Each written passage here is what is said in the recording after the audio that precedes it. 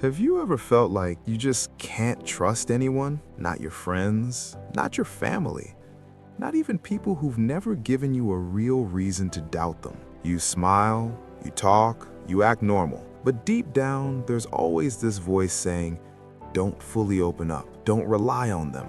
You'll regret it. And the worst part, you don't even know if it's protecting you or holding you back. If that sounds like you, this isn't random. It actually says a lot about who you are and what you've been through. Let's break it down. First, not trusting anyone doesn't mean you're broken. In fact, it usually means the opposite. It means at some point you trusted someone and it didn't go well. Maybe someone lied to you. Maybe they betrayed you. Maybe they slowly showed you that people aren't always who they seem.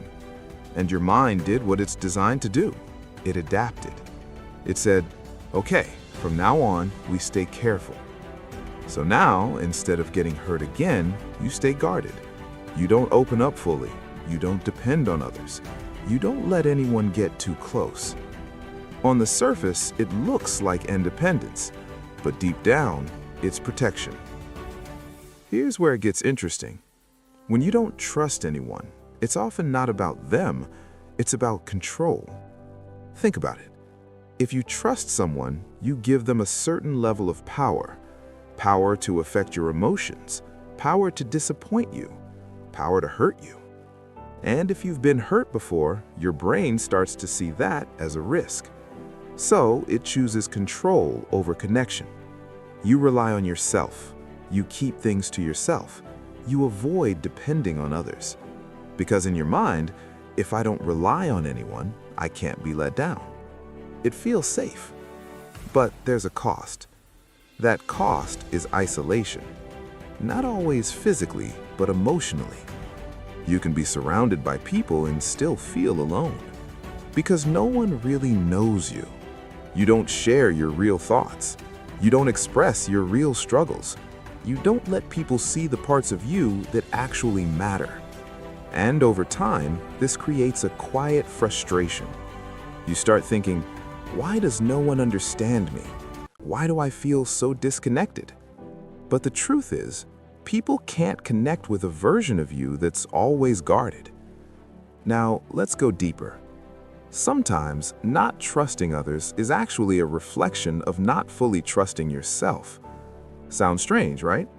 But think about it. If you truly trusted yourself, you'd believe, even if someone hurts me, I can handle it. Even if things go wrong, I'll figure it out. But when that self-trust is weak, your mind tries to eliminate risk completely. It says, let's just avoid trusting anyone at all, because it doesn't fully believe you can deal with the consequences.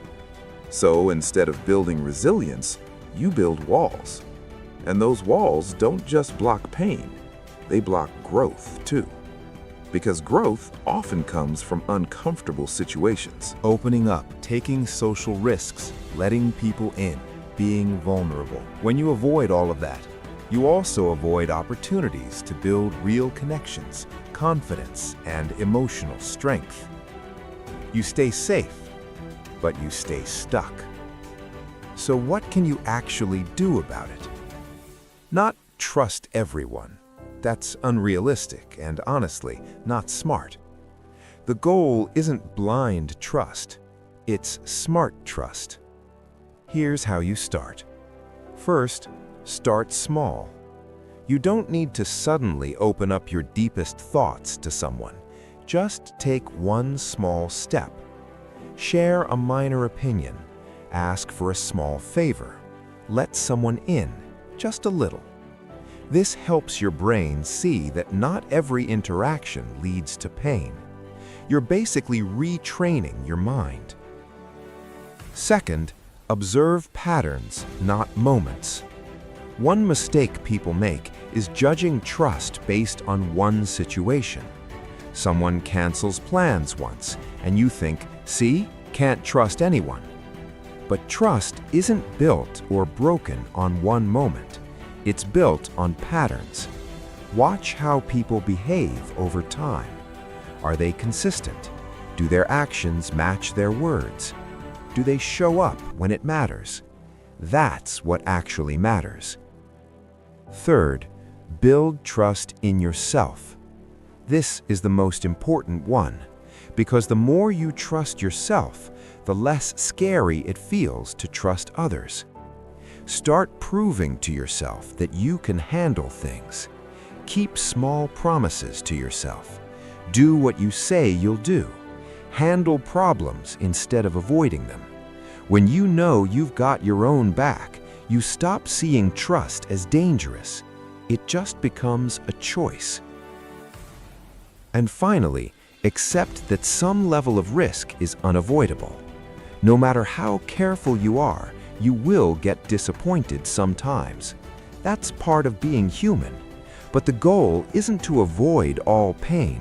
It's to build a life where the good connections outweigh the bad experiences. Because a life with zero trust is also a life with zero deep connection.